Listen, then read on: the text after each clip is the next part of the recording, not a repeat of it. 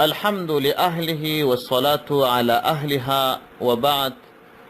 د حمادیه ښوونیز ګروپ ټولو معززو ګډونوالو السلام علیکم ورحمة الله وبرکاته.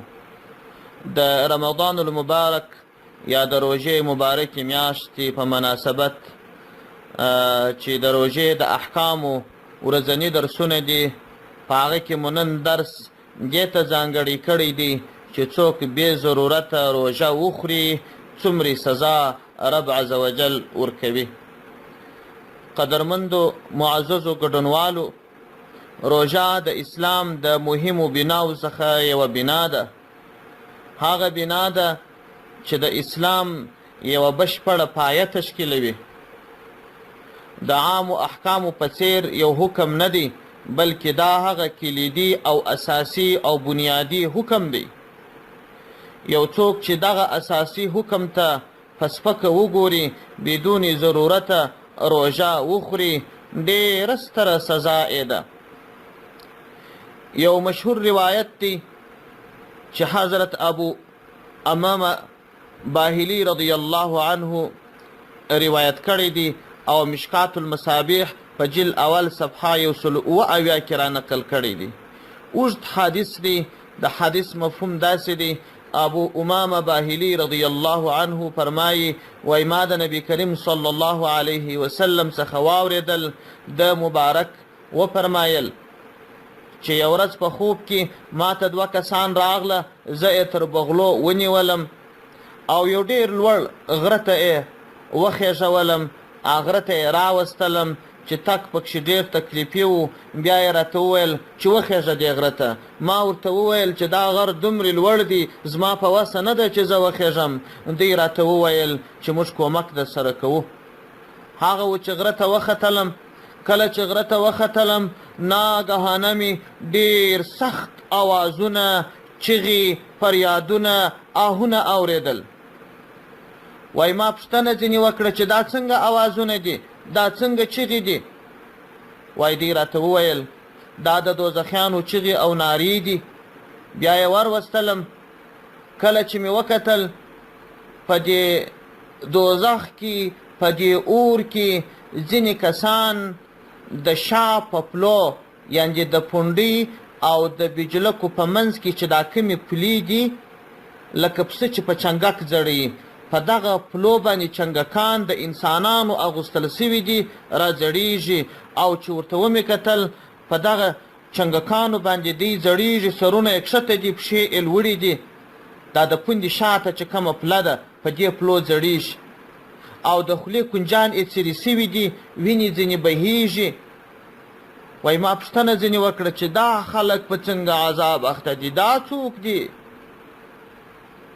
وای دوی راته وویل چې دا هغه کسان دي چې د روژه وخت به داخل نه و، یعنې دا چې د ماښام مخکې به یې خوراک کاوه.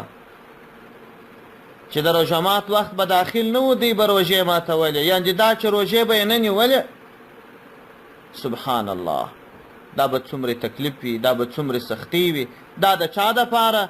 دا د هغه چا دپاره چې بې ضرورته روژه نه خوري، چې بې ضرورته روژه خوري. او بې ضرورته چې روژه خوري، د هغه دپاره دا سزا ده.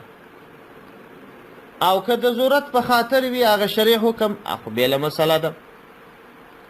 او همدا ډول یو بل روایت کې راځي، پیغمبر صلی الله علیه وسلم فرمایي: من افطر یوما فی رمضان من غیر رخصة ولا مرض لم يقض عنه صوم الدهر كله وان صامه. پیغمبر صلی الله علیه وسلم فرمایي، وای د کومې روژې چې د ماتولو اجازه نه وي او نه ناروغه وي، بې ضرورته روژه یو څوک ماته کي وي خوري، کم ثواب چې په دې روژه کې دي هغه به بیا هېڅکله لاسته را نه وړي، که څوم ټوله زمانه دی روژه ونیسي. دا ټول ژوند چې دی روژه ونیسي، بیا د هغه روژې فضیلت لاسته نسي راوړلی. سبحان الله. نو د روژې چې ګټې څومرې زیاتې دي، ثوابونه یې څومرې زیات دي، او که څوک روژه نه خوري، سزا یې هم دغسې زیاته ده. او همدا ډول یو بل روایت کې راځي چې کعب بن عجرة رضی الله عنه روایت کړی دی او نقل الترغیب والترهیب په جلد 2 صفحه 2 کې کړی دی. دای مبارک فرمای وای پیغمبر صلی الله علیه وسلم مستحکم وکي چې منبر ته رانږدې سي. موږ چې کله منبر ته را حاضر سو پیغمبر علیه السلام منبر ته وختي. فلما ارتقى درجة قال آمين فلما ارتقى الدرجة الثانية قال آمين فلما ارتقى الدرجة الثالثة قال آمين. وای پیغمبر صلی الله علیه وسلم چې کله لومړی ځنې ته وختي وی ویل آمین، بیا چې دوهمې ځنې ته وختي بیا یې ویل آمین، بیا درېمې ځنې ته چې وختي بیا یې ویل آمین. کله چې د منبر سره راکښته سو وای موږ ورته وویل یا رسول الله لقد سمعنا منك اليوم شيئا ما كنا نسمعه. ای د الله رسوله نن موږ ستا څخه داسې یو څه واورېدل چې د دې وړاندې موږ ستا څخه نه واورېدلې.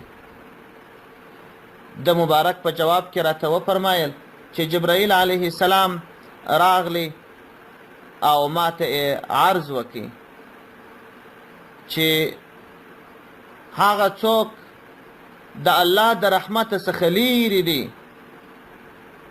هغه څوک هلاک دي او تباه دي، او هغه څوک چې د الله د رحمت څخه لیرې وي چې رمضان المبارک راسي او دته مغفرت ونه کړل سي.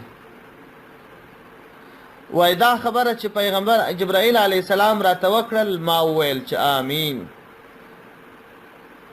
نو ګورئ چې یو څوک د رمضان المبارک په میاشت کې روژه نه نیسي د دې دپاره به نو مغفرت چیرې وي، د دې دپاره به بخښه چیرې وي. نو د داسې چا دپاره چې روژه نه نیسي او په دې روژه کې الله ته متوجه کیږي نه، دعا د جبرائیل علیه السلام ده، شرع د جبرائیل علیه السلام ده، آمین د محمد رسول الله صلی الله علیه وسلم دی. هلاک به تباه به د الله د رحمت څخه به لیرې یو څوک چې په دغه میاشت کې د روژې په وړاندې بې پروایي و لاوبالي کړي. الله دې موږ او تاسو ته توفیق را نصیب کړي چې د دې لویو ګناه څخه ځانونه وساتو او د دې ستر نعمت د ګټو څخه ځانونه برخمن کو. والسلام علیکم ورحمة الله وبرکاته.